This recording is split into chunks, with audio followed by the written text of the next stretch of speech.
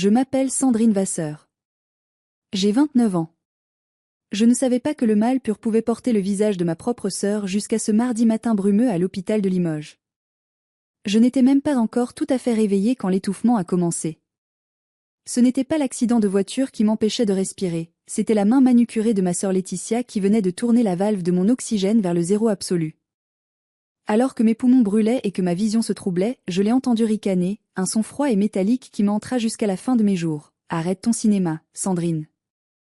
Tu ne trompes personne. » Avant de vous raconter comment j'ai survécu à ma propre famille et comment je leur ai fait payer chaque seconde de cette torture, j'aimerais savoir qui m'écoute en ce moment. Dites-moi dans les commentaires depuis quelle ville ou quel pays vous regardez cette vidéo, et quelle heure il est chez vous. J'ai besoin de sentir que je ne suis pas seule face à cette folie. Abonnez-vous si vous aimez voir la justice triompher face à la méchanceté gratuite. Tout a commencé par un crissement de pneus et le noir total. Quand j'ai rouvert les yeux, mon corps semblait rempli de béton armé. Lourd. Douloureux. Inerte. Ma bouche était aussi sèche que du papier de verre, ma tête martelait à un rythme infernal, et ma poitrine était enserrée dans un étau invisible. Je ne savais pas si c'était le matin ou le soir. Les néons au-dessus de moi bourdonnaient, seule source de lumière agressive dans cette chambre stérile. La dernière chose dont je me souvenais clairement, c'était le bruit de la tôle qui se pliait. Ma petite Clio qui partait en tête à queue sur la départementale glissante, les phares d'un camion en face, puis le silence. Maintenant, j'étais là, enchevêtrée dans des fils, un bras en écharpe, une jambe surélevée, et des bleus fleurissant sur mes côtes comme une carte géographique de la douleur. Mais le pire n'était pas la douleur physique. C'étaient les voix. C'était la voix de ma sœur Laetitia d'abord, perçante et aiguë, résonnant dans la pièce avant même que mes paupières ne puissent s'ouvrir complètement. Elle ne demandait pas si j'allais bien. Elle ne demandait pas si je souffrais. Non. Regarde-la, disait Laetitia. Elle dort comme une masse. Franchement, elle a ruiné la voiture pour rien. C'était une épave de toute façon, mais quand même, elle aurait pu faire attention. Maman, tu te rends compte qu'elle va encore nous demander de l'argent pour en racheter une ? Ma mère, Chantal, était assise sur le fauteuil près de la fenêtre. Je l'ai vue du coin de l'œil quand j'ai réussi à tourner la tête de quelques millimètres. Elle ne me regardait pas. Elle faisait défiler l'écran de son téléphone avec cet air d'ennui profond qu'elle réservait aux situations qui ne la concernaient pas directement. Comme si ma présence ici, brisée et vulnérable, n'était qu'un contretemps dans son emploi du temps de retraitée oisive. C'est tellement dramatique, a continué Laetitia en s'approchant de mon lit. Elle portait ce parfum entêtant, trop sucré, qui me donnait toujours la nausée. Elle a inspecté les machines comme on inspecte un produit défectueux au supermarché. Quelques côtes fêlées et un poumon un peu touché. Les médecins exagèrent toujours. Elle le fait exprès, tu sais ? Depuis qu'on est petite, elle adore attirer l'attention. J'ai voulu parler. J'ai voulu crier que j'avais mal, que j'avais peur. Mais ma gorge était en feu. Seul un râle faible est sorti de mes lèvres gercées. Ma mère a émis un petit rire sec sans lever les yeux. Laisse-la, Laetitia. Elle se réveillera quand elle aura faim. J'ai appris il y a longtemps que le silence était plus sûr avec elle. Je suis restée immobile, espérant qu'elle partirait. Mais Laetitia s'est penchée plus près. Ses yeux brillaient d'une lueur malveillante que je ne connaissais que trop bien. C'était le regard qu'elle avait quand elle cassait mes jouets en cachette, ou quand elle volait de l'argent dans le sac de ma grand-mère pour m'accuser ensuite. Ce bip-bip est insupportable, a-t-elle sifflé. Honnêtement, Sandrine, tu as toujours simulé la maladie pour qu'on s'occupe de toi. Tu es pathétique. Et c'est là que c'est arrivé. Avant que mon cerveau embrumé ne puisse traiter ce qu'elle faisait, sa main s'est tendue vers le mur. Elle a saisi la valve du débitomètre d'oxygène. Pas par erreur. Pas par maladresse. Elle m'a regardé droit dans les yeux, a souri, et a tourné le robinet jusqu'à ce que la petite bille en métal retombe tout en bas du tube. Puis, d'un geste sec, elle a arraché le masque de mon visage. L'air a manqué instantanément. C'était comme si quelqu'un avait posé un oreiller sur mon visage. Mes poumons, déjà fragilisés par l'accident, ont cherché l'air frénétiquement, mais ne trouvaient rien. La panique m'a envahi, une vague froide et terrifiante. Voilà, a dit Laetitia en croisant les bras, satisfaite. Plus de bruit. Maintenant, arrête de jouer la comédie et lève-toi. Je suffoquais. Je voyais des points noirs danser devant mes yeux. Je ne pouvais pas bouger, je ne pouvais pas me défendre. Je me suis dit que c'était la fin. Que j'allais mourir ici, assassinée par ma propre sœur sous les yeux indifférents de ma mère, pour un simple caprice, pour un peu de silence. Mais ce qu'elles ignoraient toutes les deux, c'est que la porte de ma chambre n'était pas fermée. Et dans le couloir, quelqu'un avait tout vu. L'ombre est apparue dans l'encadrement de la porte avant même que Laetitia n'ait le temps de savourer sa cruauté. C'était une infirmière. Pas la jeune stagiaire timide qui m'avait posé la perfusion. Non, c'était une femme d'une 50aine d'années, robuste, avec des yeux qui avaient vu trop d'horreur pour tolérer celle-ci. Son badge indiquait Fatima. Elle n'a pas crié. Elle n'a pas paniqué. Elle a bondi avec une efficacité militaire. En une seconde, elle a repoussé Laetitia si fort que ma sœur a trébuché contre le chariot de médicaments. Fatima a remis le masque sur mon visage, a rouvert la valve d'oxygène à fond, et a appuyé violemment sur le bouton d'urgence rouge au-dessus de mon lit. L'air frais a inondé mes poumons. J'ai pris une inspiration rauque, douloureuse, comme un noyé qui remonte à la surface. Les larmes ont jailli de mes yeux, non pas de tristesse, mais du choc pur de l'oxygène revenant dans mon sang. « Mais ça va pas la tête », a hurlé Laetitia en se redressant, lissant sa jupe comme si c'était elle la victime. « Vous m'avez bousculée. Je vais porter plainte. » Fatima s'est retournée lentement. Son visage était un masque de fureur contenue. Elle s'est plantée devant la porte, bloquant la sortie de son corps imposant. « Vous ne bougez pas d'un centimètre, a dit Fatima d'une voix basse et terrifiante. J'ai tout vu. J'ai vu votre main sur la valve. J'ai vu le masque arraché. C'est une tentative de meurtre. » Le mot meurtre a flotté dans l'air, lourd et irréel. Ma mère, Chantal, a enfin lâché son téléphone. Sa bouche s'est ouverte et refermée comme celle d'un poisson hors de l'eau. N'importe quoi, a bafouillé ma mère, essayant de retrouver son arrogance habituelle. Elle jouait. C'est sa sœur. Vous, le personnel hospitalier, vous dramatisez toujours tout pour facturer plus cher. Laetitia, viens, on s'en va. Elles ont essayé de passer. Fatima n'a pas bougé.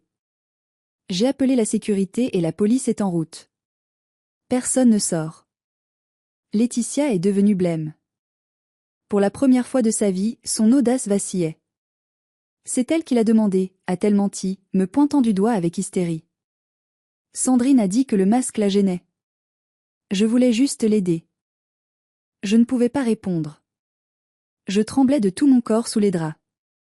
Mon rythme cardiaque sur le moniteur, qui venait d'être rebranché, s'affolait à 140 battements par minute.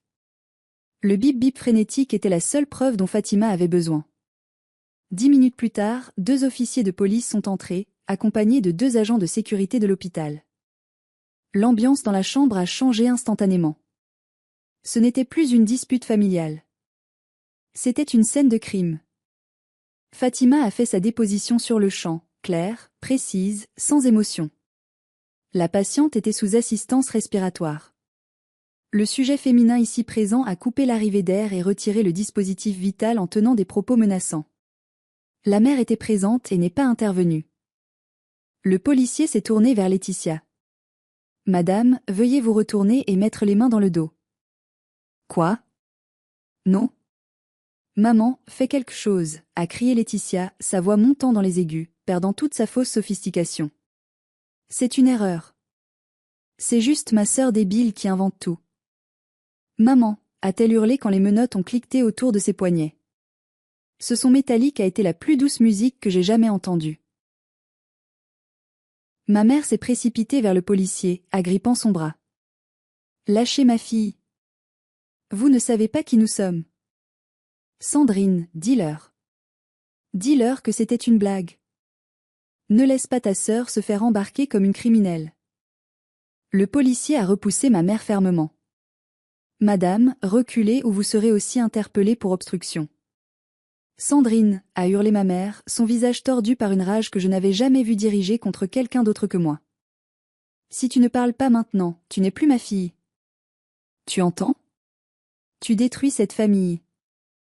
Je les ai regardés. J'ai regardé ma sœur, menottée, les yeux pleins de haine. J'ai regardé ma mère, prête à me sacrifier pour sauver son enfant préféré. Et j'ai pris la première grande décision de ma nouvelle vie. J'ai fermé les yeux et j'ai tourné la tête vers le mur. Emmenez-les, a dit le policier. Les cris de Laetitia ont résonné dans le couloir, suivis des supplications de ma mère, s'éloignant peu à peu jusqu'à ce que le silence retombe. Un silence lourd, brisé seulement par le sifflement régulier de l'oxygène qui me maintenait en vie. J'étais seule. Terrifiée. Orpheline de fait. Mais vivante. Maintenant, je vous pose la question. Soyez honnête. Si votre sœur avait essayé de vous couper l'air sur un lit d'hôpital, et que votre mère vous avait demandé de mentir à la police pour la sauver, qu'auriez-vous fait? Auriez-vous parlé? Auriez-vous défendu votre famille? Dites-le-moi en commentaire. Je lis tout. Le calme qui a suivi leur arrestation était étrange. C'était un calme chargé d'électricité statique, comme l'air avant un orage violent. Fatima, l'infirmière, est restée avec moi un long moment, vérifiant mes constantes, me parlant doucement. Elle m'a dit que l'hôpital avait déposé une plainte en son nom propre pour agression sur personnel et mise en danger de la vie d'autrui. Cela signifiait que même si je retirais ma plainte, l'affaire suivrait son cours. Mais je savais que ce n'était pas fini. On ne coupe pas la tête de l'hydre aussi facilement. Le lendemain matin, on m'a rendu mon téléphone. Il était dans un sac en plastique avec mes effets personnels. La batterie était faible, mais quand je l'ai allumé, il a vibré sans discontinuer pendant 5 minutes entières. 34 appels manqués. 18 messages vocaux. 50 messages WhatsApp. Et des notifications Facebook en cascade. Ce n'étaient pas des messages de soutien. Ma mère et Laetitia avaient été relâchées après leur garde à vue, probablement avec une convocation ultérieure au tribunal. Et elles n'avaient pas perdu de temps. Elles avaient lancé la machine de guerre, la rumeur. J'ai ouvert le groupe de discussion de la famille élargie, celui où l'on partage habituellement des photos d'anniversaire et des vœux de bonne année. Ce que J et lui m'a donné la nausée. Message de tante Monique. Sandrine, comment as-tu pu faire ça à ta mère? Elle est dévastée. Inventer une histoire pareille alors que tu es sous morphine, c'est honteux. Message de mon cousin Julien. Laetitia m'a tout raconté. Tu as arraché ton propre masque pour les faire accuser parce qu'elles refusaient de te payer une nouvelle voiture. Tu as besoin d'aide psychiatrique, ma pauvre. Message de ma mère envoyé à 3 heures du matin sur le groupe familial. Je demande à tout le monde de prier pour Sandrine. L'accident a dû toucher son cerveau. Elle est devenue paranoïaque et dangereuse. Elle a fait arrêter sa propre sœur par jalousie maladive. Nous sommes sous le choc. Elles avaient retourné l'histoire. Elles avaient transformé leur crime en mon délire. C'est la marque de fabrique des narcissiques, accuser la victime de ce qu'ils ont eux-mêmes commis. On appelle ça la projection. Et ma famille en était championne olympique. Je lisais les messages, les larmes coulant sur mes joues. Personne ne me demandait ma version. Personne ne demandait comment j'allais physiquement. J'étais devenue le monstre, l'ingrate, la folle. C'était une campagne de diffamation parfaitement orchestrée, conçue pour m'isoler avant même que je puisse sortir de l'hôpital. J'ai essayé d'appeler ma tante Monique pour expliquer. Elle a décroché, mais sa voix était glaciale. Ne m'appelle pas, Sandrine. Ta mère est en train de faire une crise de nerfs à cause de toi. Tant que tu ne retires pas ta plainte et que tu ne t'excuses pas publiquement, tu n'existes plus pour nous. Elle a raccroché. J'ai regardé le mur blanc de ma chambre. La solitude était totale. J'avais l'impression d'être une pestiférée. Mais au fond de moi, une petite flamme commençait à s'allumer. Ce n'était plus de la tristesse. C'était de la colère. Froide. Dure. Elles pensaient m'avoir isolée? Elles pensaient m'avoir brisée avec leurs mensonges? Elles avaient tort. Elles venaient juste de me libérer de l'obligation d'être la gentille fille. Mais je ne savais pas encore à quel point elles étaient prêtes à aller loin pour me détruire. Ce n'était pas seulement ma réputation qu'elles visaient. C'était ma survie. Une notification d'email a attiré mon attention. C'était ma banque. Alerte solde débiteur. Mon cœur a raté un battement. J'ai ouvert l'application avec des doigts tremblants, priant pour que ce soit une erreur. Ce que j'ai vu sur l'écran m'a fait oublier mes côtes cassées. Il y a 5 ans, quand mon père est décédé, j'avais ouvert un compte joint avec ma mère. C'était supposé être un compte au cas où, pour ses frais médicaux ou des urgences liées à la maison familiale. J'y versais 200 € chaque mois, consciencieusement. Au fil des années, avec quelques primes et des économies supplémentaires que j'y avais placées pour la sécurité de maman, le solde avait atteint près de 15 000 €. C'étaient mes économies. Mon filet de sécurité. L'apport pour mon futur appartement. Le solde affiché à l'écran était de 450 €. 15 000 € avaient disparu en 24 heures. J'ai cliqué sur le détail des transactions. Virement instantané vers compte tiers. Retrait espèce guichet. Paiement cabinet d'avocats Dumont et associés. Ma mère avait vidé le compte. Elle avait pris MON argent pour payer l'avocat qui allait défendre Laetitia contre moi. L'ironie était si cruelle qu'elle en devenait grotesque. Je finançais la défense de la personne qui avait essayé de me tuer. J'ai voulu hurler, mais mes poumons ne le permettaient pas. J'ai senti une vague de chaleur me submerger. Je n'avais plus rien. Pas de famille, et maintenant, plus un sou. Comment allais-je payer mon loyer? Comment allais-je vivre pendant ma convalescence? Mais l'horreur ne s'arrêtait pas là. Mon téléphone a sonné. C'était le numéro de mon travail. C'était Monsieur Bernard, le directeur des ressources humaines. J'ai décroché, essayant de contrôler ma voix tremblante. Allô, Monsieur Bernard? Sandrine, sa voix était grave, hésitante. Écoutez, j'ai reçu votre email ce matin. Je suis très surpris. Je sais que vous venez d'avoir un accident, mais ce genre de langage est inacceptable envers la direction. Je me suis figé. Quel email? Je n'ai rien envoyé. Je suis à l'hôpital, je viens à peine de récupérer mon téléphone. Un email envoyé depuis votre adresse personnelle à 8h30 ce matin, a-t-il expliqué. Disant que vous démissionnez, que la boîte est une, je cite, fosse à purin gérée par des incompétents, et que vous avez copié des données confidentielles pour les vendre à la concurrence. Le monde a tangué. Laetitia. Elle connaissait mon mot de passe. C'était le nom de notre premier chien, suivi de ma date de naissance. Je ne l'avais jamais changé.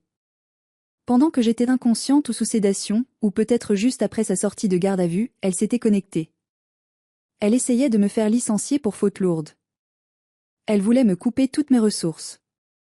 Monsieur Bernard, ai-je dit, ma voix se brisant enfin sous le poids de l'injustice. Ce n'est pas moi.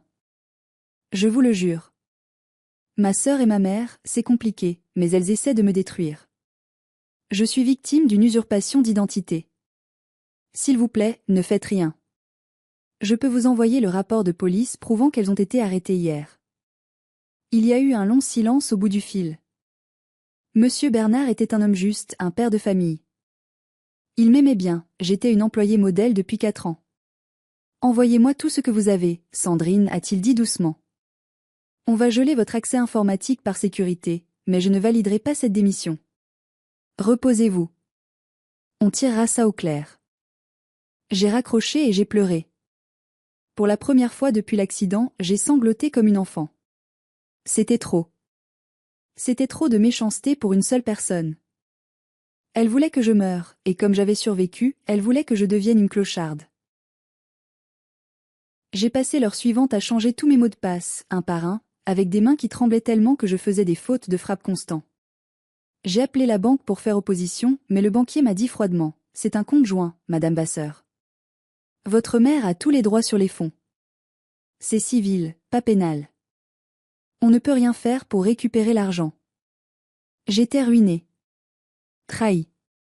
Seule. C'est à ce moment-là que la porte de ma chambre s'est ouverte de nouveau. J'ai sursauté, m'attendant à voir la police, ou pire, Laetitia revenir pour finir le travail. Mais ce n'était pas elle. C'était un homme grand, aux cheveux gris, avec un visage carré et sévère. Il tenait un bouquet de fleurs maladroit dans une main et une mallette en cuir dans l'autre. C'était mon oncle Hervé. Le frère de mon père. L'homme que ma mère avait banni de nos vies il y a 10 ans parce qu'il avait osé lui dire qu'elle élevait Laetitia comme une enfant gâtée pourrie. Il est entré, a posé les fleurs, m'a regardé avec une tristesse infinie et a dit « J'ai tout appris par l'infirmière. Sandrine, c'est fini. Elles ne te toucheront plus jamais. » La présence de l'oncle Hervé remplissait la pièce d'une autorité rassurante. Il n'était pas venu seul. Ma tante Béatrice, sa femme, est entrée juste après lui, les yeux rouges. Elle n'a rien dit, elle m'a juste serré dans ses bras, doucement pour ne pas blesser mes côtes, et j'ai senti l'odeur de lessive fraîche et de vanille qui me rappelait mon enfance, avant que tout ne devienne toxique. Comment avez-vous su? Ai-je demandé. Fatima, l'infirmière, a répondu Hervé en s'asseyant lourdement. C'est la cousine d'un de mes chauffeurs routiers. Le monde est petit à Limoges. Quand elle a vu le nom Vasseur et l'horreur de la situation, elle a fait le lien. Elle m'a appelé ce matin. Hervé était un homme d'action. Il possédait une entreprise de transport prospère. Il n'avait pas peur des conflits, et surtout, il n'avait jamais eu peur de ma mère Chantal. J'ai déjà mis un avocat sur le coup, un vrai, pas les clowns que ta mère engage, a-t-il continué. Il va s'occuper de la banque. Même sur un compte joint, vider la totalité des fonds alors que le co-titulaire est hospitalisé, ça s'appelle de l'abus de confiance, surtout si on prouve que c'était tes revenus. On va les traîner en justice jusqu'à ce qu'elles recrachent le dernier centime. Je me sentais moins seule, mais la peur persistait. Oncle Hervé, elles ont dit à tout le monde que j'étais folle. Que j'avais inventé l'agression. Laisse-les parler, a coupé Béatrice en me tendant un verre d'eau. Les chiens aboient, la caravane passe. Nous avons la vidéo de surveillance du couloir. L'avocat l'a récupérée ce matin sur ordonnance du juge. On y voit Laetitia sortir de la chambre en courant juste avant que l'alarme ne sonne, et ta mère qui essaie de cacher son téléphone. C'est accablant. Mais ma famille n'avait pas fini de creuser dans l'abjection. Alors que nous discutions, un huissier de justice s'est présenté à la porte de ma chambre. Il avait l'air gêné, tenant un dossier bleu. Mademoiselle Sandrine Vasseur, a-t-il demandé. C'est elle, a répondu Hervé sèchement. Que voulez-vous? Je suis mandaté par Madame Chantal Vasseur et Mademoiselle Laetitia Vasseur pour une sommation interpellative, a-t-il dit en lisant ses papiers. Elles affirment que dans le coffre de votre véhicule accidenté se trouvait un coffret à bijoux anciens, héritage de famille, d'une valeur estimée à 50 000 €. Ce coffret a disparu. Elles vous accusent de l'avoir détourné ou vendu avant l'accident et exigent sa restitution immédiate sous peine de poursuite pour vol aggravé. J'ai écarquillé les yeux. Le coffret à bijoux de grand-mère. C'est un mensonge, ai-je crié, oubliant la douleur. Laetitia a vendu ce coffret il y a 3 ans pour payer ses dettes de jeu. Maman le sait très bien, elle a couvert l'affaire pour ne pas que papa la prenne avant sa mort. L'huissier a noté ma réponse sans émotion. C'est votre déclaration, madame. Je la note. Hervé s'est levé, dominant l'huissier de toute sa hauteur. Vous direz à votre cliente que nous avons les reçus du dépôt-vente L'Or Ancien rue Jean Jaurès, daté de 2021, signé de la main de Laetitia Vasseur. J'ai gardé une copie de tout quand j'ai aidé mon frère à faire l'inventaire avant son décès. Si elles poursuivent cette plainte, nous porterons plainte pour dénonciation calomnieuse. L'huissier a pâli légèrement, a hoché la tête et a quitté la chambre rapidement. Elles sont désespérées, a murmuré Hervé, les poings serrés. Elles essaient de créer une contre-attaque pour te forcer à négocier le retrait de ta plainte pour l'oxygène. C'est du chantage. Elles ne s'arrêteront jamais, tonton, ai-je chuchoté. Elles vont me traquer jusqu'à ce que je sois détruite. Hervé a posé sa grosse main calleuse sur la mienne. Non. Parce qu'à partir de maintenant, c'est moi qui chasse. Repose-toi, petite. J'ai engagé 2 agents de sécurité privée. L'un sera devant ta porte d'hôpital 24h/24, l'autre surveillera ton appartement. Elles ne t'approcheront plus. Je me suis laissé aller contre l'oreiller, épuisée. Mais même avec la protection de mon oncle, une certitude glaciale s'installait en moi. Ce n'était plus une querelle de famille. C'était une guerre. Et dans une guerre, il y a toujours des dommages collatéraux. 3 jours plus tard, je suis sortie de l'hôpital. Je n'ai dit à personne le jour exact. Je suis partie par la sortie de service, assise à l'arrière de la berline aux vitres teintées de mon oncle Hervé. Je me sentais comme un témoin sous protection dans un film policier, sauf que les gangsters étaient ma mère et ma sœur. Je ne suis pas retournée chez ma mère, bien sûr. Je suis rentrée dans mon petit appartement en location, au 3e étage d'un immeuble ancien du centre-ville. C'était mon sanctuaire. Mais dès que j'ai franchi le seuil, j'ai senti que quelque chose avait changé. L'air était lourd. L'odeur de renfermé me semblait menaçante. Hervé et Béatrice m'ont aidé à m'installer. Ils ont vérifié les fenêtres, changé les verrous pour des modèles de haute sécurité. Hervé a installé 3 caméras connectées, une sur le palier, une dans le salon, et une pointée vers la rue. Tu as mon numéro en numérotation rapide, m'a dit Hervé avant de partir. Au moindre bruit, tu appelles. N'hésite pas. La première nuit a été un enfer. Chaque grincement du parquet me faisait sursauter. Chaque voiture passant dans la rue me donnait des palpitations. Je fixais l'écran de mon téléphone, regardant le flux vidéo des caméras comme une obsédée. Ce n'était pas de la paranoïa. C'était de l'expérience. Je savais de quoi elles étaient capables. Le lendemain matin, mon propriétaire, Monsieur Dupuis, m'a appelé. Mademoiselle Vasseur, je voulais vous prévenir, a-t-il dit, la voix inquiète. Une femme est passée hier soir, vers 22 heures. Elle a insisté pour avoir le double de vos clés. Mon sang s'est glacé. Qui c'était? Elle a dit être votre sœur. Elle a dit que vous étiez paralysé suite à l'accident et que vous aviez besoin de soins constants, qu'elle devait préparer l'appartement pour votre retour. Elle était très insistante. Agressive même. Vous ne lui avez pas donné, ai-je demandé, la gorge serrée. Bien sûr que non. Je lui ai dit qu'il me fallait votre autorisation écrite. Elle s'est énervée, elle a commencé à crier que j'étais un sans-cœur, que je laissais une handicapée mourir seule. Elle a donné un coup de pied dans le pot de fleurs de l'entrée en partant. Il est cassé. Je me suis excusée profusément, promettant de rembourser le pot. J'ai raccroché, les mains tremblantes. Elles savaient que j'étais rentrée. Elles essayaient de s'introduire chez moi. Pourquoi? Pour planter de fausses preuves? Pour me faire peur? Ou pour finir ce qu'elles avaient commencé à l'hôpital? Je ne suis pas sortie de chez moi pendant 2 jours. Je vivais volet clos. Je mangeais des boîtes de conserve. Je me sentais comme un animal traqué. Le 3e soir, vers minuit, mon téléphone a vibré. Notification de la caméra de sécurité extérieure, mouvement détecté. J'ai ouvert l'application. Ce n'était pas Laetitia. Ce n'était pas ma mère. C'était un homme. Il portait un sweat à capuche sombre relevé sur sa tête. Il se tenait de l'autre côté de la rue, immobile, regardant directement vers ma fenêtre. Il ne bougeait pas. Il ne regardait pas son téléphone. Il me regardait, moi. Ou du moins, il regardait l'endroit où je me cachais. Il est resté là pendant 1 heure. Juste à fixer ma fenêtre. C'était pire que s'il avait crié. C'était une menace silencieuse. J'ai zoomé sur l'image. Je ne reconnaissais pas son visage, mais je voyais quelque chose briller dans sa main. Un couteau? Un outil? J'ai appelé Hervé. Il y a quelqu'un, ai-je chuchoté. Je vois le flux vidéo, a répondu Hervé instantanément. Il ne dormait pas non plus. J'arrive. Ne bouge pas. La police est prévenue.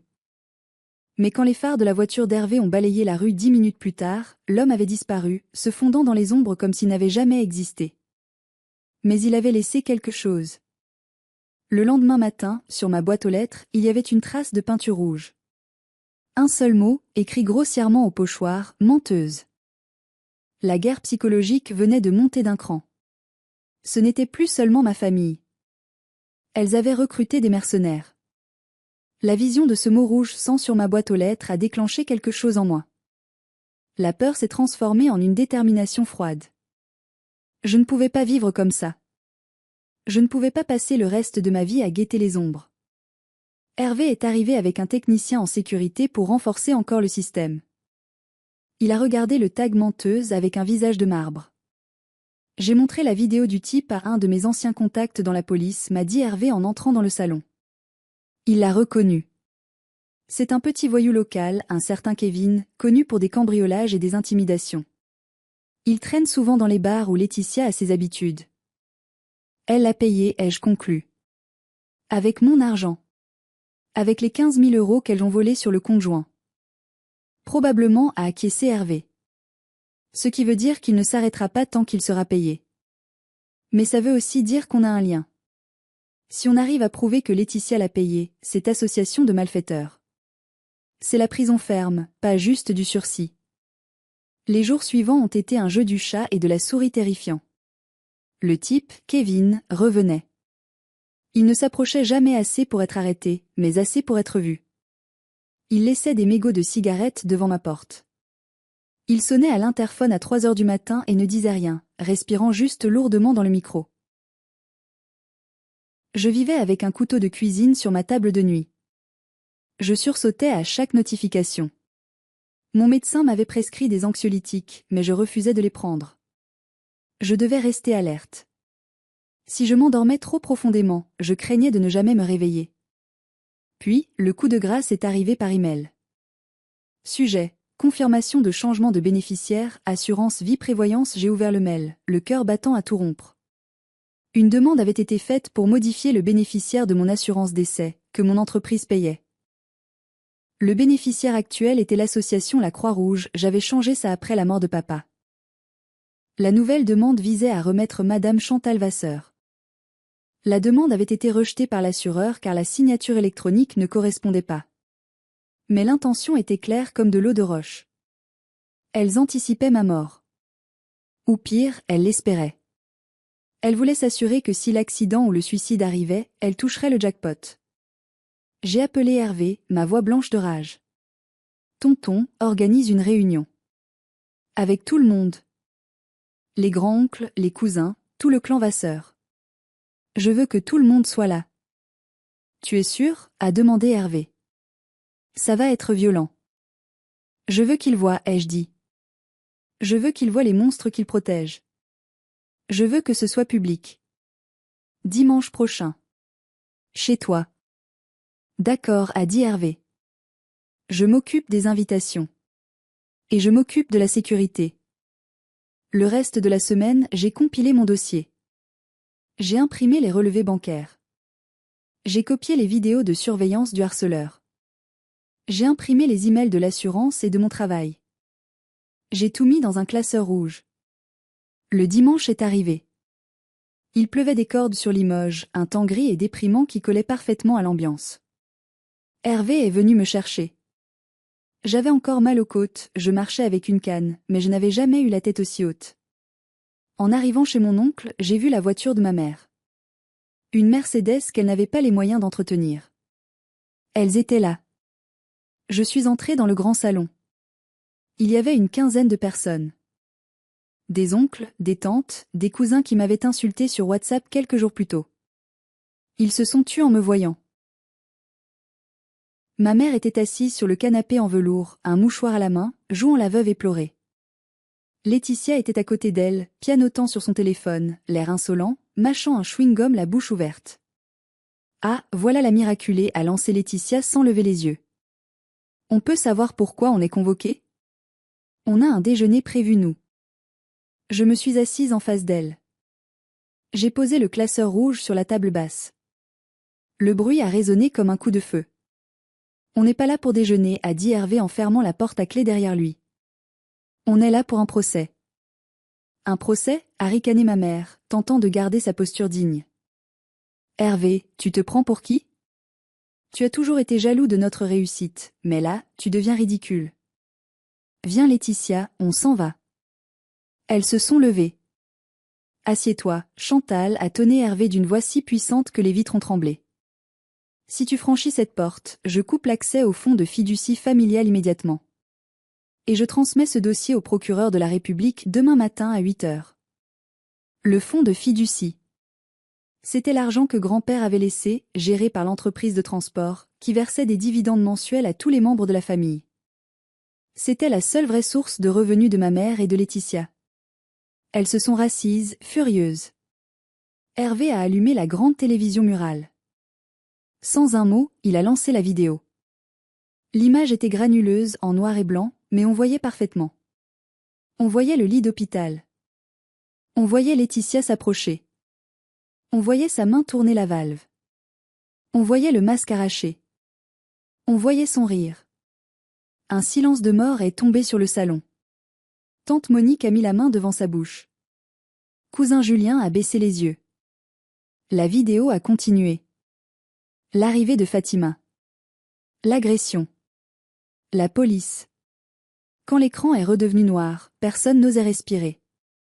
C'est truqué, a crié Laetitia, mais sa voix tremblait. C'est des effets spéciaux. Avec l'IA, on peut tout faire maintenant. Ferme-la, a dit Hervé calmement. On a aussi ça. Il a projeté les relevés bancaires. Le retrait de 15 000 euros.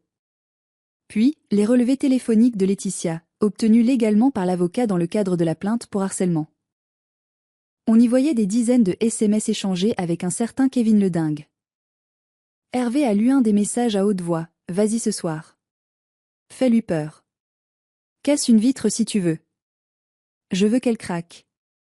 Et la réponse de Kevin, ça te coûtera 500 balles de plus. Et le virement correspondant depuis le compte de ma mère. Toute la salle s'est tournée vers Chantal et Laetitia. Le déni n'était plus possible. Ce n'était pas une dispute de sœurs. C'était une entreprise criminelle.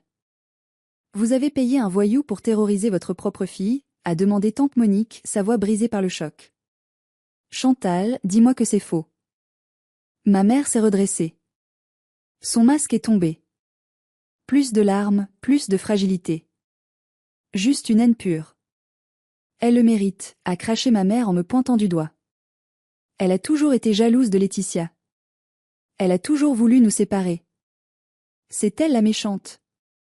J'ai pris l'argent parce qu'il m'appartient. Je t'ai nourri, logé, élevé. Tout ce que tu as est à moi. Et l'assurance vie, ai-je demandé doucement. Tu voulais me tuer, maman? Ou juste attendre que Kevin fasse une erreur? Tu ne sers à rien, a hurlé Laetitia. Tu as un bon boulot, tu as de l'argent, et tu ne nous donnes rien. On galère et toi tu t'achètes des appartements. Tu es une égoïste. C'était donc ça. De la jalousie pure. De l'avidité. Elle me détestait parce que je réussissais là où elles échouaient. Elle me détestait parce que je ne dépendais pas d'elle. Hervé s'est levé. Il a regardé sa sœur et sa nièce comme on regarde des ordures. C'est fini, a-t-il dit. À partir de cet instant, vous êtes bannis de cette famille. Le fonds de fiducie est gelé pour enquête judiciaire sur détournement de fonds. Vous ne toucherez plus un centime de l'entreprise. Et je vais personnellement témoigner contre vous au tribunal. Tu ne peux pas faire ça, a crié Laetitia en se jetant vers lui. Deux cousins l'ont intercepté et l'ont repoussé sur le canapé. Je me suis levée à mon tour. J'ai marché jusqu'à ma mère. Je l'ai regardée dans les yeux. Je n'ai vu aucun amour. Juste un vide effrayant. Maman, ai-je dit. Tu ne m'as pas mise au monde pour m'aimer.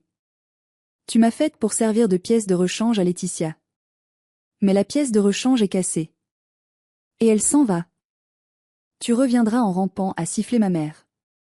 Tu n'es rien sans nous. Non, ai-je répondu. Je suis tout sans vous. Je me suis tournée vers ma famille, celle qui m'avait insultée, celle qui avait douté. Vous avez vu la vérité. Faites ce que vous voulez avec ça. Moi, j'ai fini. Je suis sortie du salon. Hervé m'a suivi. Derrière nous, les cris de Laetitia et les pleurs hystériques de ma mère résonnaient, mais pour la première fois, ils semblaient lointains. Comme le bruit d'une télévision dans une autre pièce. La soirée s'est terminée dans le chaos pour elle, mais dans une clarté absolue pour moi. Hervé a tenu parole. Dès le lendemain matin, les robinets financiers ont été coupés. Plus de dividendes mensuels pour Chantal. Plus d'argent de poche pour Laetitia. L'avocat de la famille, qui gérait le trust, a contacté ma mère pour l'informer qu'une procédure de remboursement des sommes détournées, les 15 000 euros et bien d'autres au fil des ans, était lancée. Il allait saisir leur maison. La maison où j'avais grandi, ce mausolée de leur ego, allait être vendue pour rembourser leurs dettes et mes dommages. C'était une victoire totale. Mais je ne ressentais aucune joie. Juste un immense épuisement. Je savais une chose, une bête blessée est encore plus dangereuse. Laetitia n'avait plus rien à perdre. Kevin le harceleur avait été arrêté suite aux preuves fournies par Hervé, et il avait balancé Laetitia pour réduire sa peine. La police cherchait ma sœur. Elle était en cavale, probablement cachée chez une amie douteuse. Je ne pouvais pas rester à Limoges. Cette ville était trop petite. Chaque rue me rappelait un souvenir douloureux. Chaque ombre ressemblait à ma sœur. Je veux partir, tonton, ai-je dit à Hervé 2 jours après la réunion. Je sais, a-t-il répondu. Il n'a pas essayé de me retenir. Où veux-tu aller? Loin. Très loin. Quelque part où il pleut et où la mer efface les traces. Brest, a suggéré Béatrice. J'ai une cousine là-bas qui loue un petit studio. C'est au bout du monde. C'est parfait, ai-je dit. Nous avons organisé mon départ comme une opération militaire. Je n'ai pas mis mon appartement en location, j'ai rompu le bail.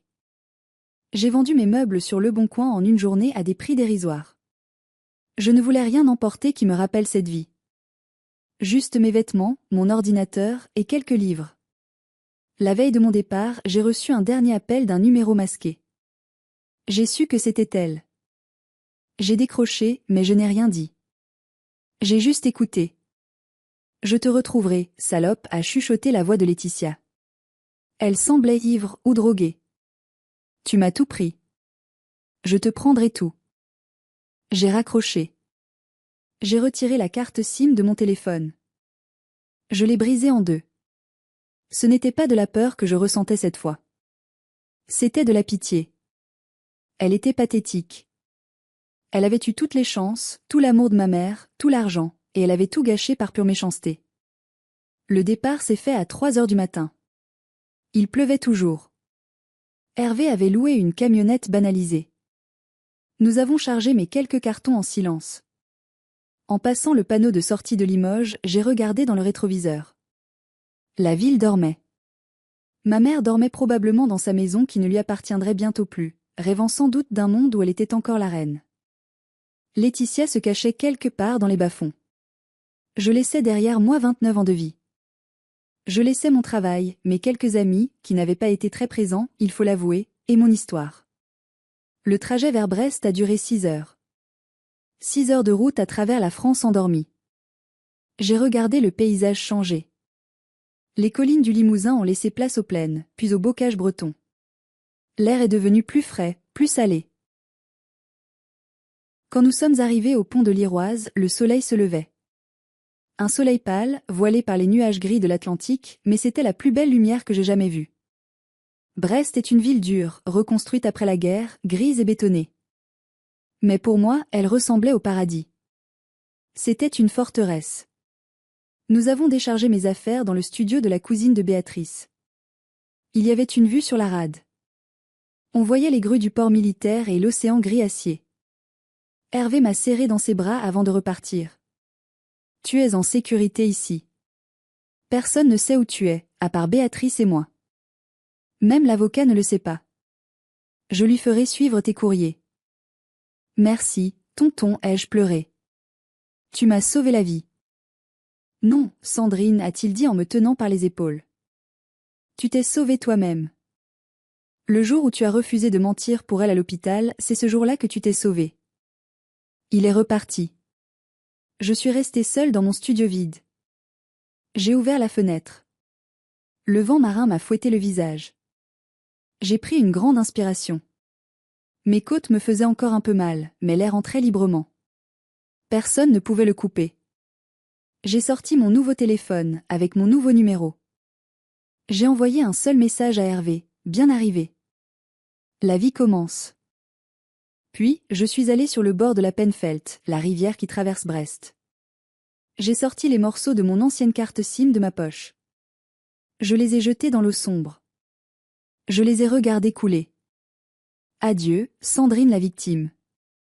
Bonjour, Sandrine la survivante. 6 mois ont passé depuis cette nuit-là. Ma vie à Brest est simple, et pour la première fois, elle est à moi. J'ai trouvé un travail dans un petit cabinet comptable. Mon patron est un homme bourru mais gentil, qui ne me demande jamais de faire des heures supplémentaires non payées et qui me dit merci. C'est fou comme ce petit mot peut changer une vie. Je vis toujours dans le studio avec vue sur la mer. J'ai acheté des plantes. Beaucoup de plantes. J'ai un chat, un gros matourou que j'ai appelé Hervé, ça fait rire mon oncle quand je lui dis. Je n'ai plus de caméra de surveillance à l'intérieur de chez moi. J'en ai gardé une sur la porte d'entrée, par habitude, mais je ne regarde l'application qu'une fois par semaine, pas toutes les 5 minutes. Les nouvelles de Limoges me parviennent par le filtre protecteur de ma tante Béatrice. Et elles sont satisfaisantes, d'une manière karmique. Laetitia a été arrêtée 2 semaines après mon départ. Elle avait essayé d'utiliser la carte de crédit d'une amie qui l'hébergeait. La police l'a cueillie au distributeur.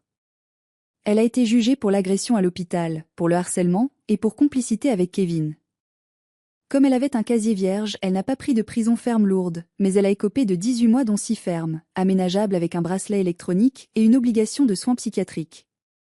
Le bracelet électronique l'a obligée à rester chez ma mère. Et c'est là que l'enfer a vraiment commencé pour elles deux. Enfermées ensemble dans une maison qui était en train d'être saisie, sans argent, sans le fonds de fiducie, elles se sont entre-dévorées. Béatrice m'a raconté que les voisins appelaient la police presque tous les soirs pour tapage nocturne. Elles se hurlaient dessus, se reprochant mutuellement leur déchéance. Ma mère a fini par perdre la maison. Elle vit maintenant dans un petit HLM en banlieue. Elle a essayé de contacter Hervé pour demander de l'argent, jouant la carte de la pauvre vieille femme abandonnée. Hervé a simplement raccroché. Quant aux 15 000 € volés, je ne les reverrai probablement jamais en totalité. La vente de la maison a servi à payer les créanciers prioritaires. Mais l'avocat a réussi à récupérer environ 4 000 €. J'ai utilisé cet argent pour m'offrir un beau voyage en Irlande le mois dernier. J'ai bu une bière à la santé de ma liberté sur une falaise face à l'océan. Parfois, je fais encore des cauchemars. Je rêve que je suis dans ce lit d'hôpital, que l'air manque, que Laetitia rit. Je me réveille en sueur, cherchant mon souffle. Mais ensuite, j'entends le ronronnement de mon chat, j'entends la pluie bretonne contre la vitre, et je sais que c'est fini. Je n'ai pas de petite amie pour l'instant. Je prends le temps de me reconstruire. J'apprends à faire confiance à nouveau, ce qui est le plus dur. Quand on a été trahi par sa propre mère et sa propre sœur, faire confiance à un étranger demande un courage surhumain. Mais j'y travaille. Je vois une psychologue tous les mardis. Elle me dit que je progresse. J'ai croisé une collègue l'autre jour qui se plaignait que sa mère l'appelait trop souvent. J'ai souri poliment. Si elle savait. Si elle savait le luxe que c'est d'avoir une mère qui s'inquiète pour vous, même trop. Ou peut-être le luxe inverse, ne plus avoir de mère du tout. Je suis une orpheline volontaire. J'ai coupé la branche pourrie de mon arbre généalogique pour que le reste de l'arbre puisse survivre. Et regardez-moi, je bourgeonne. Je voulais partager mon histoire non pas pour me faire plaindre, mais pour envoyer un message à tous ceux qui écoutent cette vidéo. On nous apprend depuis l'enfance que la famille, c'est sacré. Que le sang est plus épais que l'eau. Que l'on doit tout pardonner à sa mère ou à sa sœur parce que c'est la famille. C'est un mensonge. Le sang ne vous oblige à rien. Le sang ne donne à personne le droit de vous maltraiter, de vous voler, ou de vous couper l'oxygène. Le respect, l'amour et la loyauté se méritent. Ils ne sont pas dus par naissance. Si vous êtes dans une situation où votre famille vous fait du mal, vous manipule, vous vole ou vous met en danger, ne restez pas pour sauver les apparences. Ne restez pas parce que vous avez peur d'être seul. La solitude vaut 1000 fois mieux que la compagnie de bourreaux déguisés en proches. Il m'a fallu une tentative de meurtre pour ouvrir les yeux. N'attendez pas d'être sur un lit d'hôpital. N'attendez pas qu'on vous coupe l'air. Partez. Préparez votre sortie. Mettez de l'argent de côté en secret. Trouvez vos alliés, il y a toujours un oncle Hervé ou une infirmière Fatima quelque part. Et quand vous partez, ne regardez pas en arrière. Aujourd'hui, je respire. C'est la chose la plus simple et la plus précieuse au monde. Je respire un air qui est à moi. Merci de m'avoir écouté jusqu'au bout. Si mon histoire vous a touché, s'il vous plaît, mettez un j'aime à cette vidéo pour qu'elle soit suggérée à d'autres personnes qui pourraient avoir besoin de l'entendre. Et vous? Avez-vous déjà dû couper les ponts avec un membre toxique de votre famille? Avez-vous déjà vécu une trahison impardonnable? Racontez-moi votre histoire dans les commentaires. C'est en parlant qu'on brise le pouvoir qu'ils ont sur nous. N'oubliez pas de vous abonner à la chaîne pour d'autres histoires de résilience et de justice. Prenez soin de vous, et surtout, protégez votre oxygène.